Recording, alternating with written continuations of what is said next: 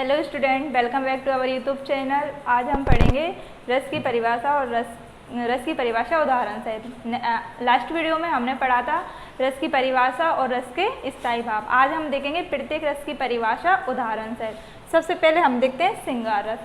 सहृदय से हृदय में स्थित रति नामक स्थायी भाव का संयोग जब विभाव, अनुभाव और संचारी भाव में होता है तो श्रृंगार रस की उत्पत्ति होती है। ये ऐसी परिभाषा है जिसे हम सभी रसों में यूज कर सकते हैं। सबके स्थायी भाव और रस के नाम चेंज कर ये परिभाषा सभी में उपयोग की जा सकती है। तो सहृदय से हृदय में स्थित रति नामक स्थायी भाव का संयोग जब विभाव, अनुभाव और संचारी भाव में होता है तो श्रृंगार रस की उत्पत्ति होती है। श्रृंगार रस के दो अंग होते हैं, संयोग श्रृंगार और वियोग श्रृंगार।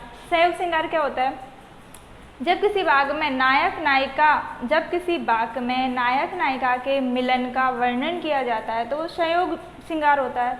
और जब किसी भाग में नायक नायिका के बिछड़ने या उनके दूर होने का वर्णन किया जाता है वो वियोग श्रृंगार होता है। अब हम देखेंगे संयोग श्रृंगार क्या होता है। संयोग श्रृंगार उदाहरण, संयोग श्रृंगार का उदाहरण, मेरे तो गिरधर गोपाल दूसरो ना कोई। यहाँ पे जो मीरा जी हैं, ये पंक्तियाँ मीरा जी द्वारा लिखी गई हैं। मीरा जी यहाँ पे श्री कृष्ण के बारे में बता रही हैं।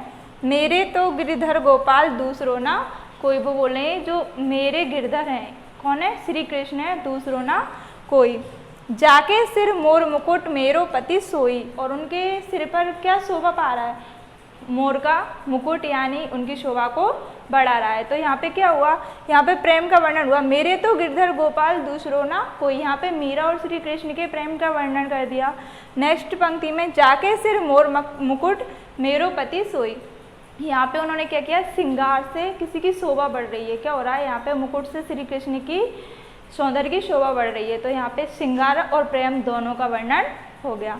नेक्स्ट उदाहरण है राम के रूप निहारती जानकी, कंगन के नंग की पर छवि, ताते समय सुधि भूल गई, कर टेक रही पल टालत नाई। यहाँ पे जब राम भगवान और सीता जी का विवाह हो रहा था तो जो सीता जी हैं वो राम जी को सामने से नहीं देख रही थी, उनके पास में बैठी हुई अपने कंगन में उनकी छवि को निहार रही थी। और जब उन्होंने राम भगवान की छवि देखी तो वो अपनी सुध बुध भूल गई। तो यहाँ पे भी क्या हुआ? वे प्रेम का वर्णन किया गया है।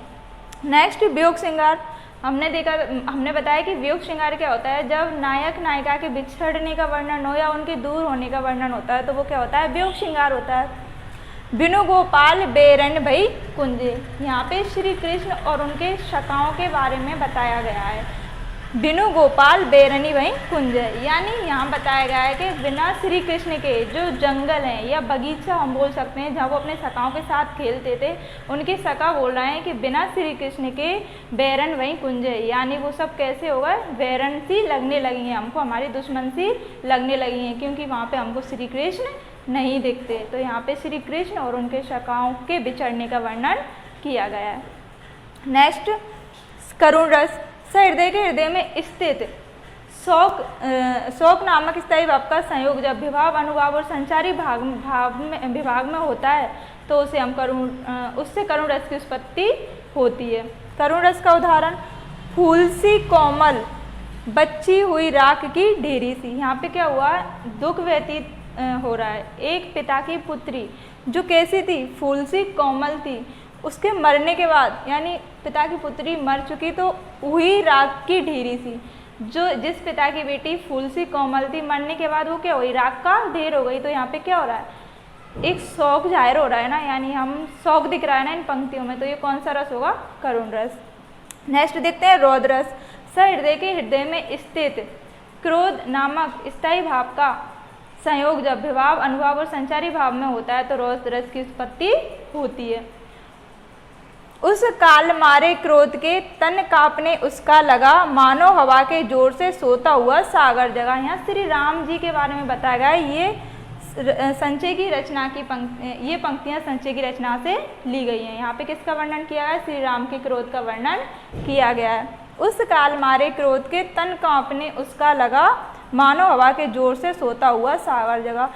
उस रात में श्री राम को इतना क्रोध आया जैसे कि हवा चलने से, तेज हवा के प्रभाव से सागर क्या होने लगा?